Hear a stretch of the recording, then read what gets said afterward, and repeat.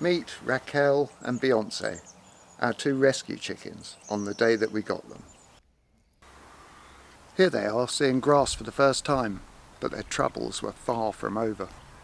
Without feathers, they were at the bottom of the pecking order, and our other chickens really bullied them, especially poor old Beyonce. This is the second time she was attacked that day. We wanted to give our new rescue hens an idyllic, free-range life, especially after the ordeals they'd been through, but it wasn't working out that way. It seems we had a lot to learn about introducing new chickens to our flock. So we're off to get our rescue chickens today. We're getting two from the British Hen Welfare Trust, former battery hens, and the trust rescues hundreds and thousands of former working birds who come to the end of their commercial usefulness and normally would be slaughtered,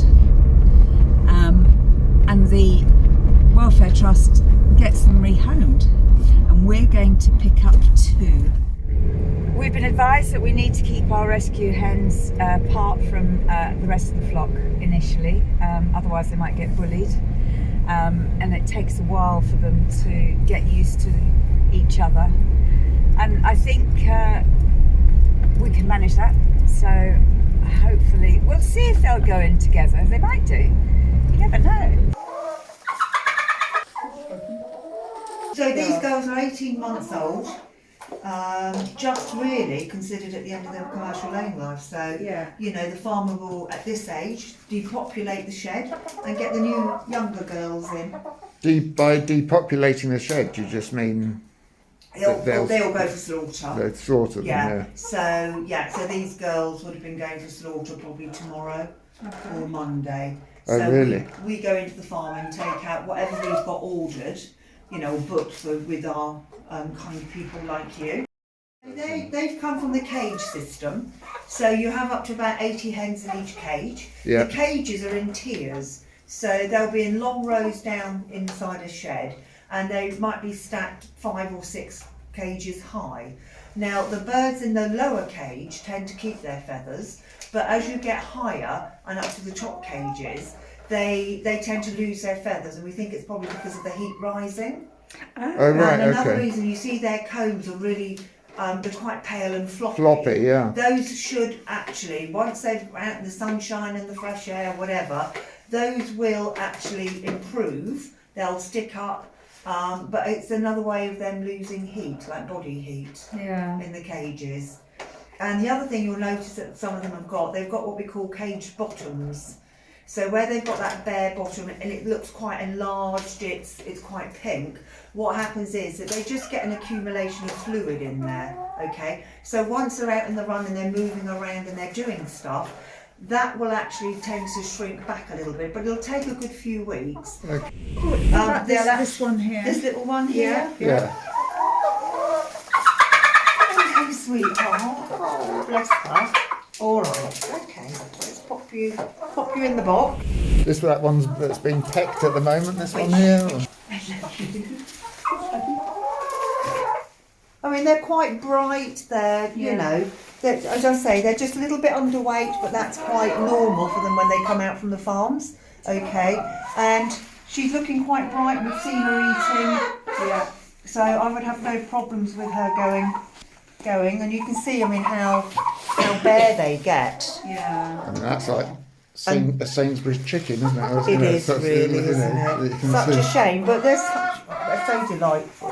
I'm going to post her in head first. Okay.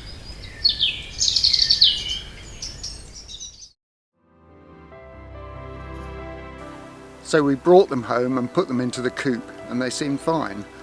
It took a lot of persuading to get them to come out of the coop. They'd never seen the outdoors before, and they seemed pretty scared. But they got used to it really quickly, and it was a joy to see them out on grass for the first time in their lives, pecking things, having a look around. We gave them new names, Raquel and Beyonce. We thought it'd help with their self-esteem until they grew their feathers back. But they weren't out of the woods yet.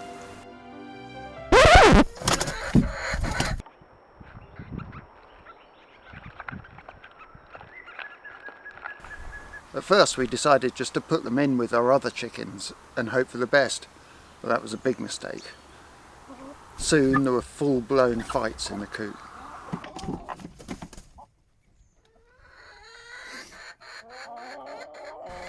Beyonce got the worst of it as she had the least feathers. She also had an injured wing. That meant there was no way she could defend herself.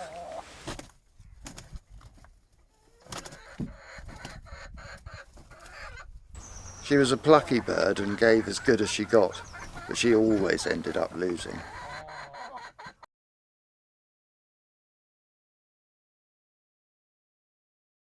So we created another shantytown coop out of pallets and plastic sheeting next to the original coop and separated the two so the chickens could get used to seeing each other without actually fighting. But there were still lots of border incidents, like this weird hen-off between Titch and Beyonce. Then, a couple of weeks later, we moved them all into the original area, with the coop split into two and a Berlin wall, well, a piece of plastic netting, down the middle. Eventually they were ready to go back in together. It went quite well, but because poor old Beyonce was the last to get her feathers back, she continued to be bullied a bit.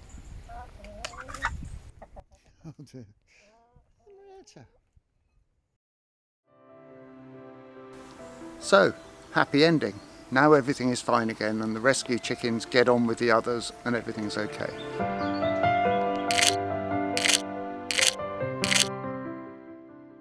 They've become so free range now, we have to have our own daily Easter egg hunt to find their eggs.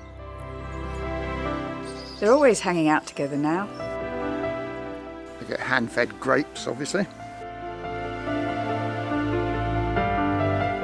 Raquel especially loves sneaking into the house and then hiding behind the furniture so she can watch us without being turfed out. The rescues have learnt to sleep on a perch instead of on the floor like battery hens. But Henrietta's too arthritic and old to sleep on a perch, so Beyonce sometimes keeps her company on the floor. They love helping me to pick the blackberries. Can't imagine why. Or doing whatever this is. They go everywhere together. No one likes to be left out. But the most gratifying thing is to see how much they've changed and improved. How far they've come from the torture of the battery cages. And, most touching of all, how they always come running when they see us.